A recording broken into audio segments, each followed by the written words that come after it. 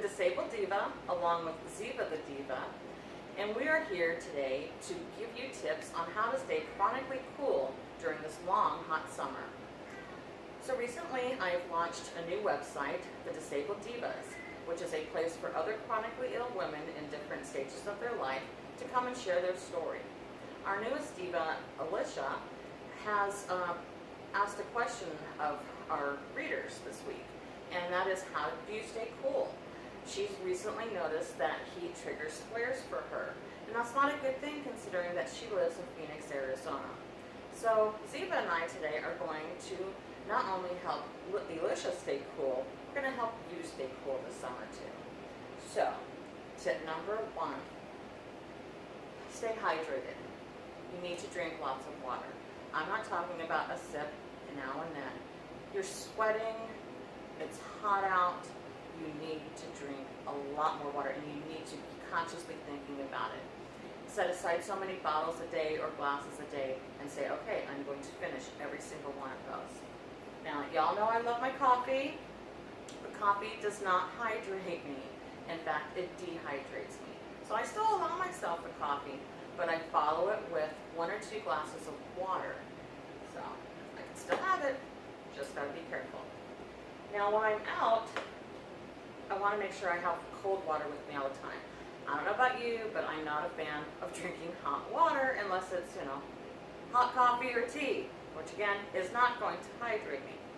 So while I am out, especially like at Disneyland, and we do sometimes get to triple digits there, I bring along my little insulated cooler, and it is filled with frozen water bottles. Throughout the day, I'll take one out and it'll start melting, and I'll have a cold glass of water for most of my day. And by evening, they are mostly melted, but again, nice cold water all day long. So these are wonderful little things to keep with you. You can take it in the car with you. Wherever you're going to go, you can always have cold water with you. Another way that I stay cool is with ice packs. I will wrap them in this scarf. I put them around my neck. I put them around my back. If I'm going to be out, sometimes I will tuck it into my waistband, just because having that cold on my back, it lowers my entire body temperature, which makes it easier for me to be out in the heat.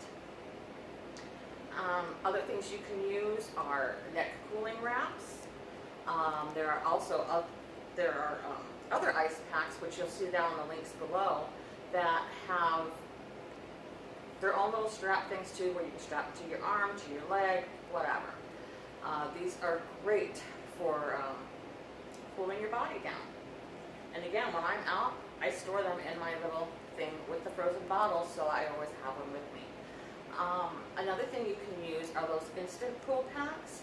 The only thing about those, they aren't as cold as a regular ice pack, but they will do in a pinch to cool you down.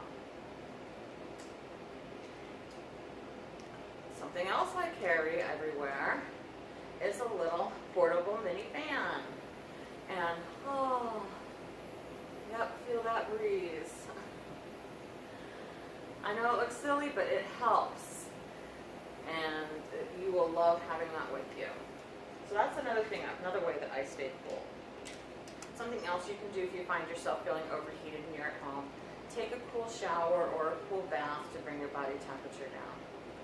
A few other tips are exercising. If you are feeling up to exercising, make sure you're doing it in the house or at a gym with the AC on.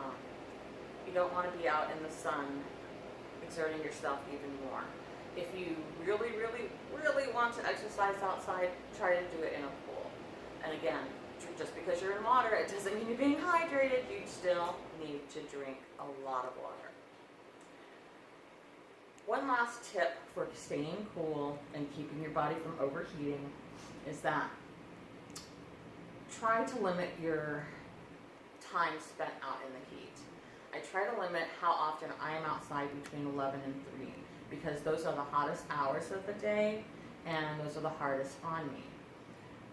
running errands earlier in the morning before it gets too hot, or after the sun sets, I find to be the best. And last but not least, while not a tip for staying cool, this is a tip to help you if you do happen to suffer from a heat-related flare. In my case, heat-related flares consist of nerve pain and muscle inflammation and joint inflammation.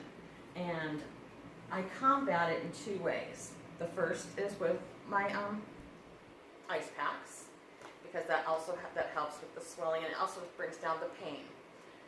The other thing that I do is I use my Oscar Pulse. Take that out of there.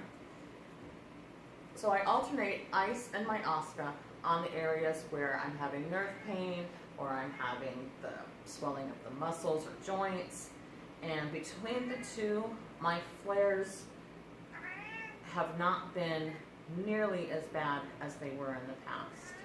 I'm not going to lie to you and say, oh, it's perfect, I'm up and about and I'm doing whatever I want, because that would be a lie.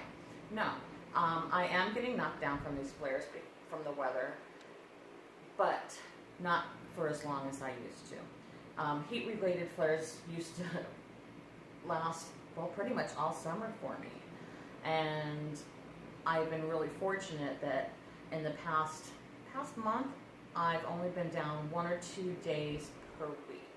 And that's just because of the pressure bringing in all these heat waves. So Oscar has made a huge difference for me because I'm actually recovering from each one of these. And remember, you can read about my Oscar journey on my website, thedisableddiva.com.